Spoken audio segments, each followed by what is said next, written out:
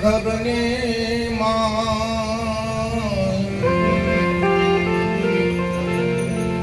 વસ્તુ પુરાતની મળી ગઈ, ગોતવા નથી ગયો ક્યાં.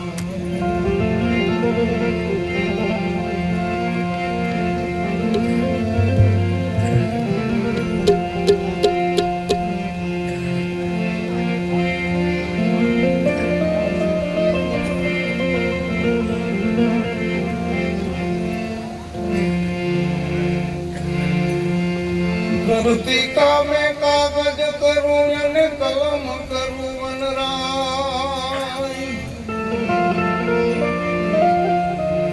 सात समुद्र की मैं शाही करूं.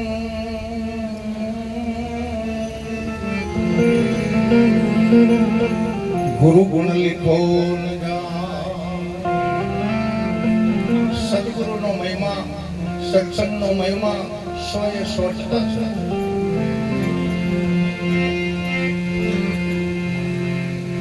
હમણાં આપણે સાથે આંબલી કે ગુણપતિ ગુણ આગે રહો જોઈતર જોડીદાસ. આપણે ગુણ તો મેળવવા પડશે ને.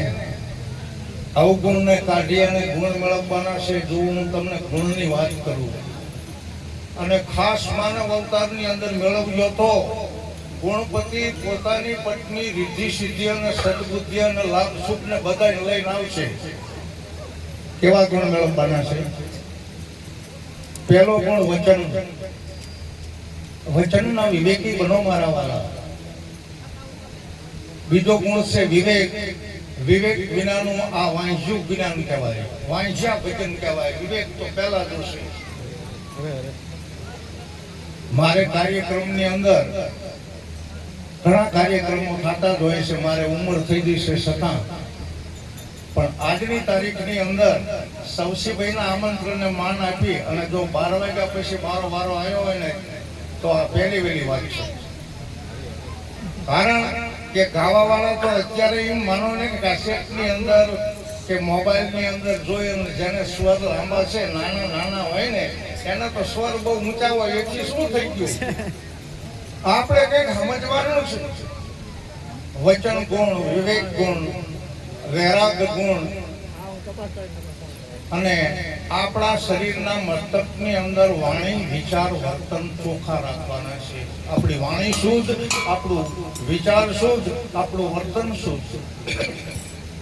પછી આપણા ઘરમાં શાંતિ રાખવાની છે, સુરક્ષા રાખવાની છે, સંતોષ રાખવાનો છે, ધીરજ રાખવાની છે, ધારણા રાખવાની છે, સ્વાર્યતા રાખવાની છે, સજ્જતા રાખવાની છે, મોટાને માન આપવાનું છે. આવા ગુણો મેળવી એટલે ગુણપતિ મહારાજની રીતિ સિદ્ધિ અને સદબુદ્ધિ લઈને આપણા ઘરે પધારવું પડે.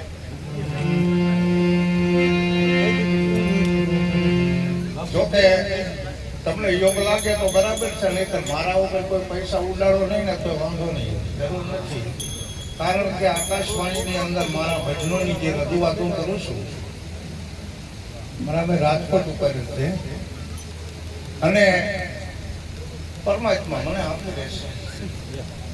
અને એમાંય મારા શિષ્ય છે ને, અમારા બાપુના શિષ્ય છે ઘનશ્યામદાસ, મારા બાપુ મુક્તિરામ મહારાજ અને એમના શિષ્ય ઘનશ્યામદાસ મહારાજ, સવસીભાઈ. અમારે ગણેશ દાદાનો પરિવાર છે બધું. અને ધન્યવાદ છે ગોકળખંભા ગામની અંદર કદાચ ગયા છો કે જેમની વાડીની અંદર વિશાળ જગ્યા અને ભોંયરા બનાવ્યા છે. બહુ સારી વાત છે. અને હમણાં મને વાત કરી મારા 2 ભજન જ લેવા છે, વધારે તો લેવાય નથી. હું હવે ગઈ ન શકું. પણ જે મેં ભજનની રજૂઆત કરી છે 1989માં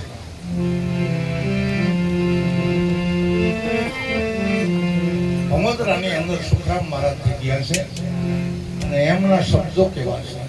અને અત્યારે હું તમને બધાને કહું છું કે કદાચ ભગવાનને મેળવવા હોય તો અમારા દેશમાં આવો. આ માણસનો અવતાર મળ્યો છે અને આ માણસના અવતારમાં જો ભગવાન ન મળે તો માણસનો અવતાર એળે જાય છે.